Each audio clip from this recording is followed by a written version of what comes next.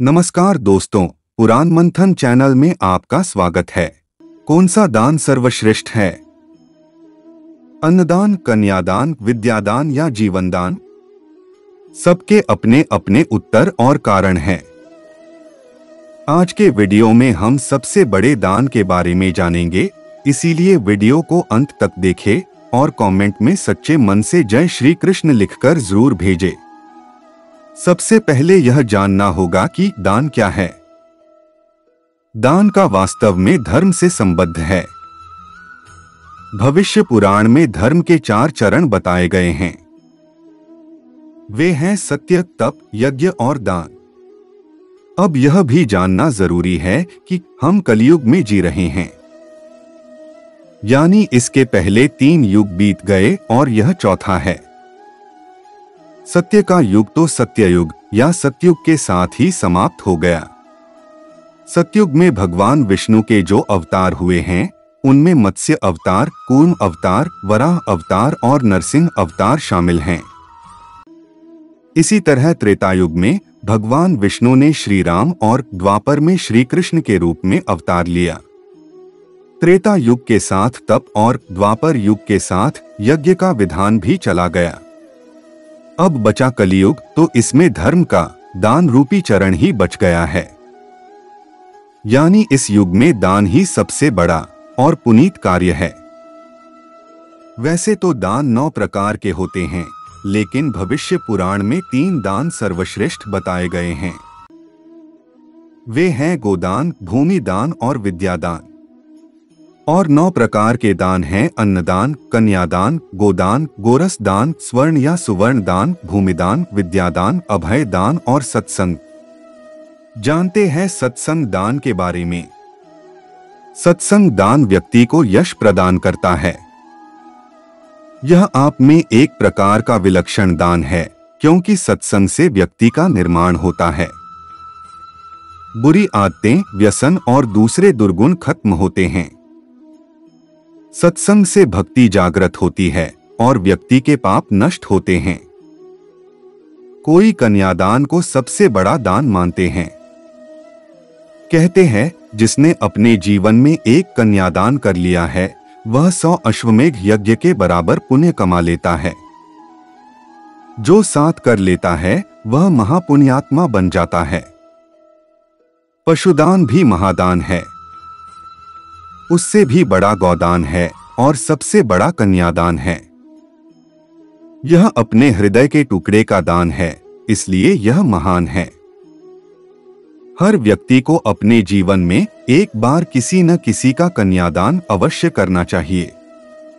ऐसे व्यक्तियों की मदद के लिए जरूर आगे बढ़े जो गरीबी के कारण अपनी बेटियों का विवाह नहीं कर पाते हैं। मामा पक्ष या मातृ पक्ष द्वारा कन्यादान सबसे महान होता है। इसमें एक महान कृष्ण भक्त नरसी मेहता की कथा बड़ी प्रचलित है। जो गरीब था, भक्ति में अपना धन वैभव सब खो चुका था। वह अपनी पुत्री की बेटी के विवाह के समय उसके नाम का भात लेकर जा रहे थे। कृष्ण ने देखा कि यह तो मेरा भक्त है, सब कुछ खो चुका है, लोगों के सामने इसकी हंसी नहीं उड़नी चाहिए। तभी नरसी के स्थान पर जाकर श्री कृष्ण ने भात दिया, कन्यादान किया। सबने सोचा कि यह दरिद्र कहां से दान देगा, लेकिन वह तो नरसी की वेश में श्री कृष्ण थे। कुबेर ने अपना भंडार खोल दिया, बहुमूल्य चीजों से घर भर दिया। जाते जाते गांव वालों पर सोने की मुद्रा की वर्षा करते गए। पीछे से नरसी पहुंचे। नरसी को देखकर सबने उनकी प्रशंसा की। नरसी बाद में समझ पाए कि श्री कृष्ण ने आकर कन्यादान किया। वह भाव विभोर हो गए। एक बार सभी को अपने जीवन में कन्यादान अवश्य करना चाहिए। उसी तरह ऋग्वेद में ज्ञान दान यानी विद्यादान को सर्वश्रेष्ठ माना गया है, क्योंकि इसे न तो कोई चुरा सकता है और न ही कोई नष्ट कर सकता है। ज्ञान को जितना बांटा जाए, यह बढ़ता ही है। कई शास्त्रों में अन्न दान को सर्वश्रेष्ठ दान कहा जाता है। अन्नदान महादान है, विद्यादान और बड़ा है। अन्न से क्षणिक तृप्ति होती है, किंतु विद्या से जीवन पर्यंत तृप्ति होती है। दो दान हैं जो एक दूसरे के पूरक हैं और सबसे बड़े दान हैं।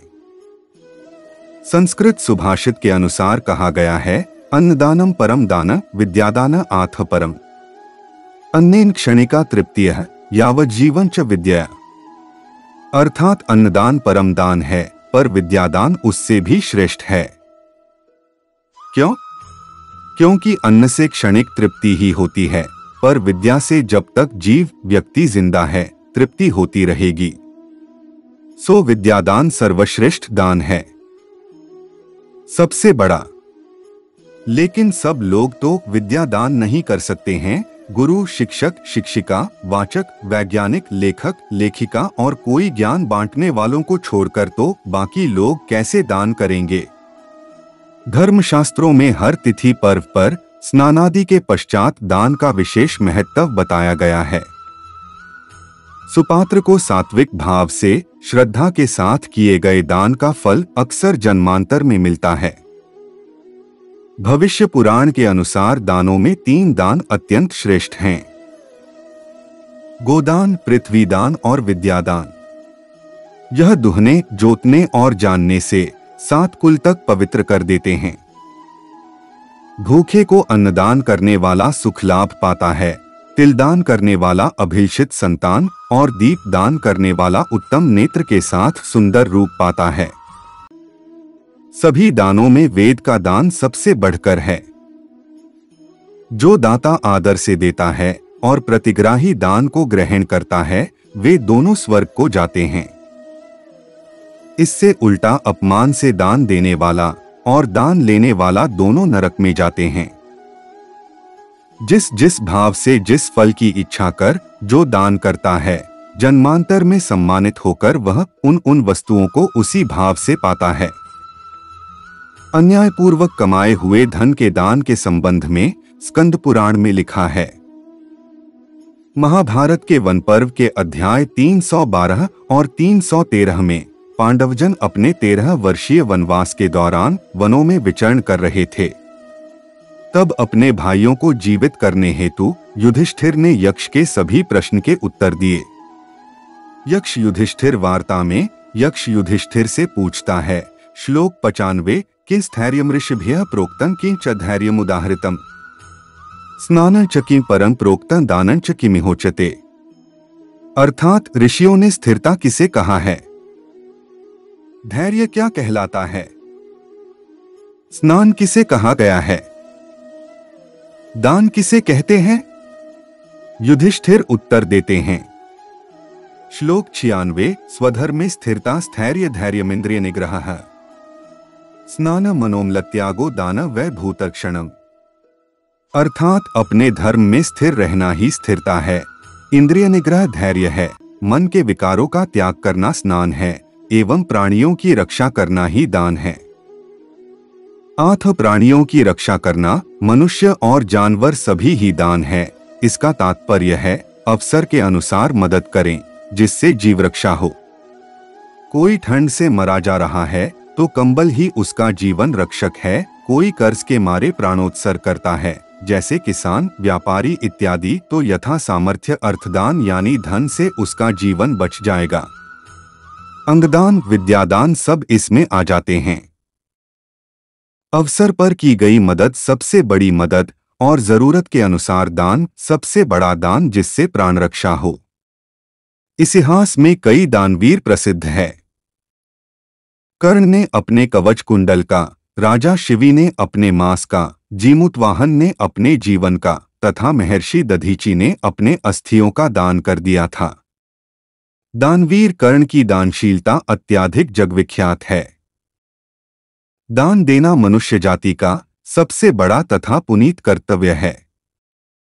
इसे कर्तव्य समझकर दिया जाना चाहिए और उसके बदले में कुछ पाने की इच्छा नहीं रहनी चाहिए। अब जानते हैं दान की महिमा और पात्रता, अर्थात दान किसे देना चाहिए। 9 तरह के व्यक्तियों के लिए लगाया हुआ धन दाता को भोग और मोक्ष से संपन्न कर देता है, अक्षय फल की प्राप्ति कराता है। दान की पात्रता है जो सदाचारी हो, संयमी व्यक्ति की सेवा या ईश्वरीय कार्य के प्रति समर्पित हो, जो विनम्र हो, जो ईमानदार हो लेकिन दयनीय स्थिति में हो, जो परोपकारी हो, अनाथ की सेवा और उनके कल्याण के लिए दान करे। माता की सेवा में व्यय, पिता की सेवा में व्यय, गुरु की सेवा में धन खर्च करना। सच्चे मित्र जो खराब स्थिति में हो उनकी मदद करना चाहिए, लेकिन ऐसे दान का कोई अर्थ नहीं जहां दान करके बखान किया जाए। क्रोध में या झल्ला कर दिया गया दान, लोभ, लज्जा, मनोकामना पूर्ति के उद्देश्य से किया गया दान, दान देने के बाद अफसोस या पश्चाताप करना, डर कर या खुश होकर दिया गया दान कोई काम का नहीं। मगर विडंबना यह है, केवल मुसीबत पड़ने पर ही कुछ लोग मजबूरी वश ही दान पुण्य करते हैं, अन्यथा नहीं। यही कड़वा सच इस उत्तर का मूल स्रोत है। बिना अपने किसी निजी स्वार्थ के किसी का किसी भी तरह का भला करने के लिए किया गया कार्य सबसे अच्छा दान है। लेकिन यदि वह दान आप अपने दाएं हाथ से करते हैं तो उस दान की खबर आपके बाएं हाथ को भी नहीं होनी चाहिए, तभी वह दान कामयाब है, अन्यथा वह सिर्फ एक दिखावा होगा। तभी गुप्त दान महादान है। यानी आपने जिसे दान दिया या मदद की, यदि उसे भी ये ना पता चले कि उसकी किसने मदद की, तो इससे बढ़कर कोई भी दान नहीं हो सकता है।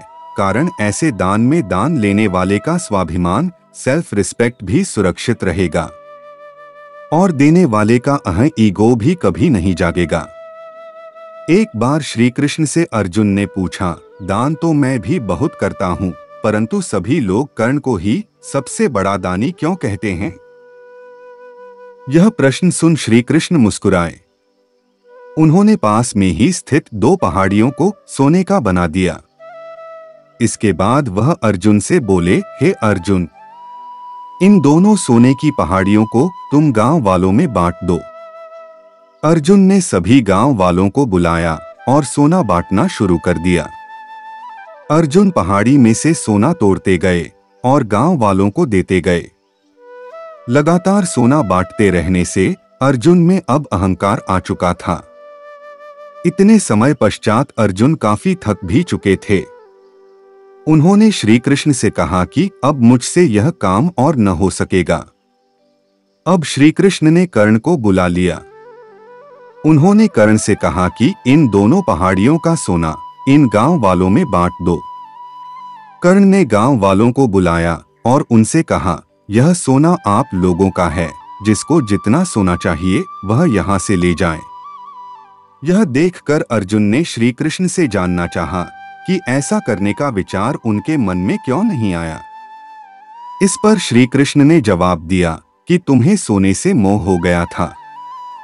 तुम खुद यह निर्णय कर रहे थे कि किस गांव वाले की कितनी जरूरत है। उतना ही सोना तुम पहाड़ी में से खोद कर उन्हें दे रहे थे। तुम में दाता होने का भाव आ गया था। दूसरी तरफ कर्ण ने ऐसा नहीं किया। वह नहीं चाहते थे कि उनके सामने कोई उनकी जय जयकार करे या प्रशंसा करे। दान देने के बदले में धन्यवाद की उम्मीद करना भी सौदा कहलाता है। बिना किसी उम्मीद या आशा के दान करना चाहिए, ताकि यह हमारा सत्कर्म हो, न कि हमारा अहंकार। ध्यान रखे, सर्वस्व विनाश का कारण अहं ही है। जो इतना सोच के दिया तो दान ही क्या। जो बचा ले किसी की जान, जिससे किसी के चेहरे पे आए मुस्कान, जो दिल से निकले और किसी के दिल तक पहुंचे, किसी के जीवन को जो सींचे, वो है दान और वो है महान दान। दानी दिखाते नहीं है अभिमान, शायद इसीलिए गुप्त दान है महान। आज के समय में जब इंसानों की पीड़ा बढ़ती जा रही है, तब धनदान, अन्नदान के साथ साथ समय आने पर ऑर्गन दान भी करना चाहिए। हमारा शरीर कम से कम लोगों को नेत्र, लीवर, किडनी वगैरह दे सकता है। उसके बाद तो मिट्टी ही हो जाएगा न। क्यों न जाते समय कुछ अलग किया जाए। अभिभावकों को भी प्रेरणा देनी चाहिए ऐसा करने की। यह सोच युवा पीढ़ी आगे बढ़ा सकती है। दान करने से क्या फल मिलता है? इसका जवाब है, दाया से यश तो मिलता ही है। दूसरे जन्म में धन, वैभव, सुख, संपत्ति दानदाता को खोजते हुए उसके पास आती है। अगर दान ईश्वरीय अनुराग के कारण किया गया है तो ईश्वर भी उससे प्रसन्न होते हैं। हमारे पास जो कुछ भी है परमपिता परमात्मा का दिया हुआ है, इसलिए हम कहाँ इस काबिल हैं कि दान कर सकें। हम तो जो हमारे पास है उसे केवल दूसरों के साथ साझा कर सकते हैं। आज के समय में किसी को अपना कीमती समय देना और ध्यानपूर्वक उनकी बात को सुनना, समझना और जो भी उस समय उनकी आवश्यकता है उसे पूरा करना सबसे बड़ी बात, या कहना चाहे तो दान है। एक बार यज्ञ में युधिष्ठिर से प्रश्न किया गया, श्रेष्ठ दान क्या है? इस पर युधिष्ठिर ने उत्तर दिया, जो सत्पात्र को दिया जाए, जो प्राप्त दान को श्रेष्ठ कार्य में लगा सके, उसी सत्पात्र को दिया दान श्रेष्ठ होता है। वही पुण्यफल देने में समर्थ है। अंततः यही कहना है कि जो भी दान व्यक्ति मन से करें और लेने वाला प्रेम पूर्वक ग्रहण करें, वही दान श्रेष्ठ है। चाहे वह विद्यादान हो, चाहे धन दान हो, किसी भी प्रकार का दान हो। दोस्तों, हमें आशा है कि आपको वीडियो पसंद आया होगा। ऐसी ही कथाएं सुनने के लिए चैनल को सब्सक्राइब करें, वीडियो को लाइक और शेयर करें। धन्यवाद। जय श्री कृष्ण।